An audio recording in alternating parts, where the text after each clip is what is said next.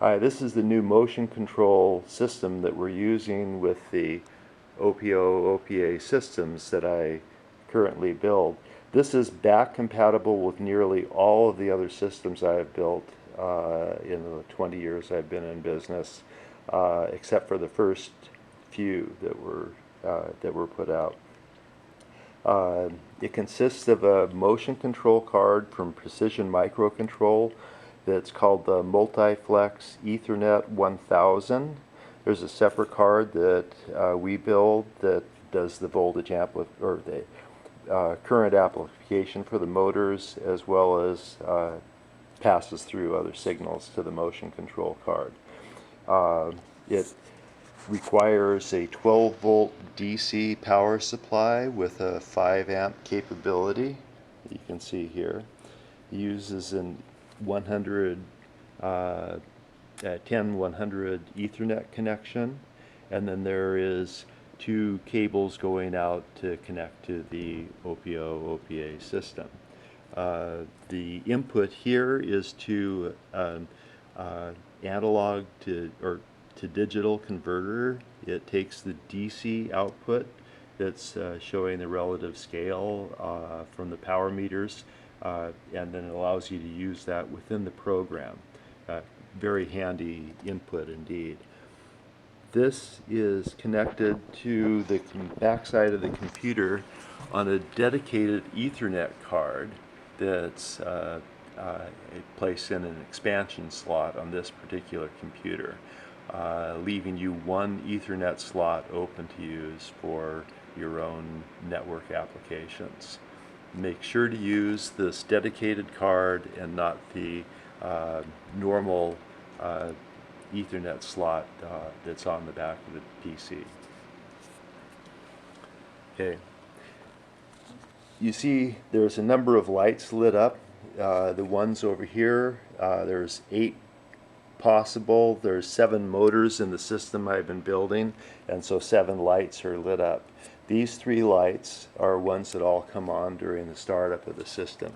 In normal operation, the front panel will look like this, where you see a series of 7 lights with one of them not lit up right now, and the 4th one in from the right flashing, indicating that there's actual connections and such.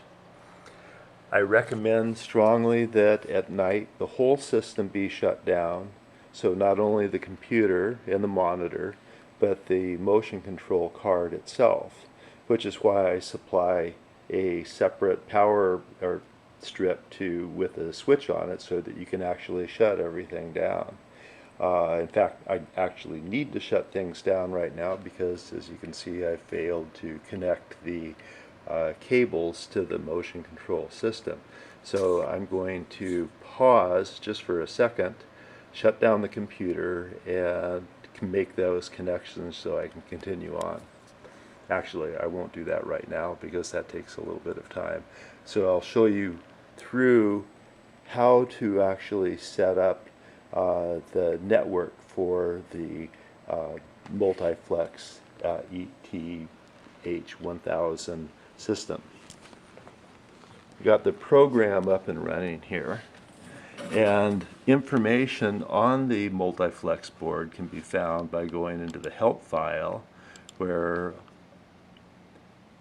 we have all the documentation.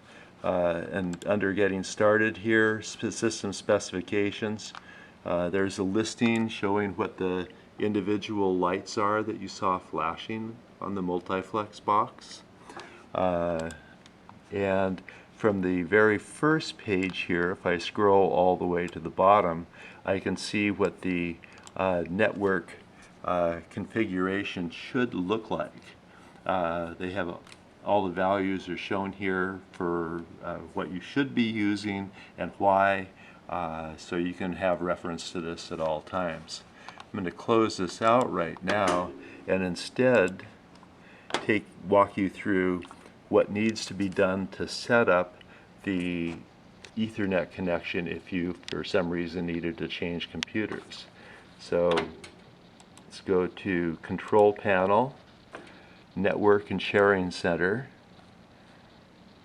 And you can see I've got some unidentified network, which is the unplugged motherboard Ethernet port, and then a separate connection, which is to the Multiflex Ethernet 1000 card. Okay, let's just look at the way the settings should be on this. The MFX ETH 1000 should be on the Intel Gigabyte CT desktop adapter. Sometimes you might find that it's switched over to the Realtek for some reason. Anyways, this is how the system should be set up. You can go in and by right-clicking on the box here, rename it or set up the properties for it. In the first screen here, you can see in a normal setting, all of these would be linked up or all of them selected. What I want you to do is make sure that only the one for IP version 4 is selected. Okay, then you can go to properties, and this is a configuration that you should set it up in. So 192.168.10.10, subnet mask will fill in automatically, and when you're done, you just pressed OK, and then close. That set up the motion control card for use. There is instructions in the manual for how to set up the networking for the card itself, but this has already been done, and those are values that actually shouldn't be changed unless you find yourself in a real conundrum with the addressing space that you have available in your laboratory. The other thing that needs to be correctly set up, and you can check on, is with, go back to control panel, the motion controller settings.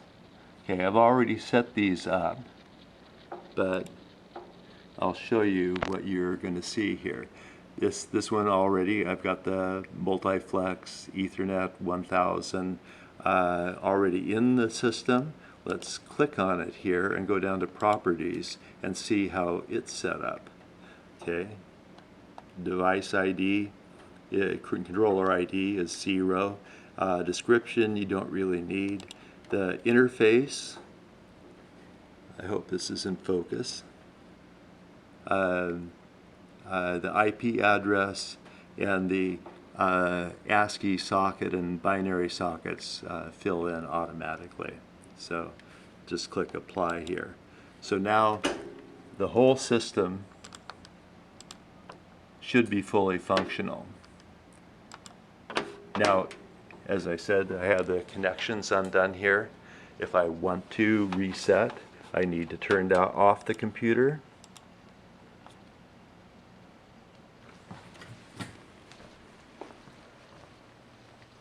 I'll turn off everything using the power switch on this power strip.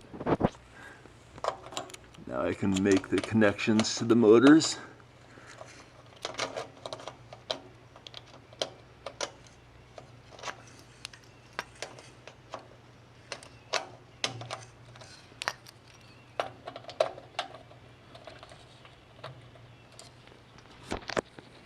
And power the system back up.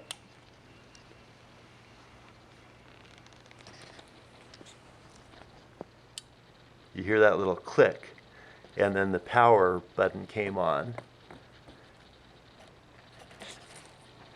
I'll turn on the computer now, and you'll watch the transformation that should take place as we load Windows.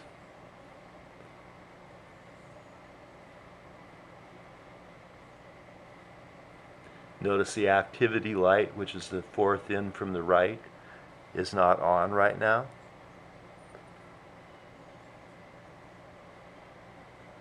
Ah, there we go.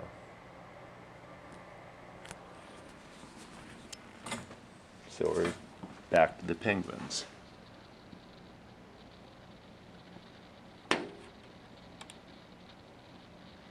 Now, if you've had an error in your system, you may come up in demo mode, in which case, at this point, if all your lights are correct on the motion control card, you would go into the File, Settings, and down here, unclick Demo Mode. And that should remove you right out of demo mode. If there is a problem with the multiflex still, then you'll get a warning symbol saying that, warning that says that it can't make its TCP/IP connection. Anyways, that's it. I hope this has been useful for you. Thank you.